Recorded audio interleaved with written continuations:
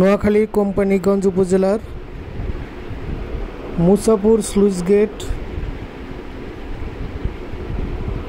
পানির চাপে ভেঙে যাচ্ছে। সকালে প্রচণ্ড পানির চাপে কি অবস্থা হচ্ছে দেখুন।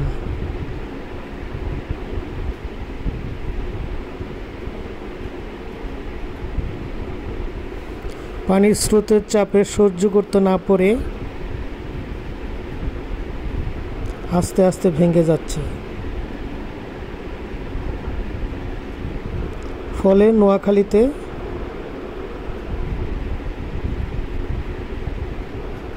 বন্যার পানির প্রভাব বাড়বে।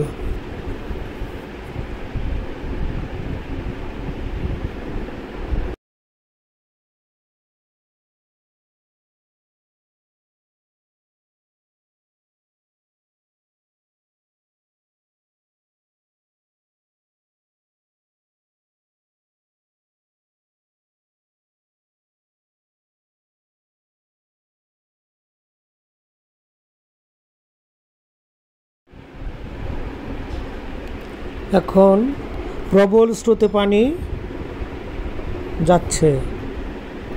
ভেঙে গেল মুসাপুর স্লুইস গেট।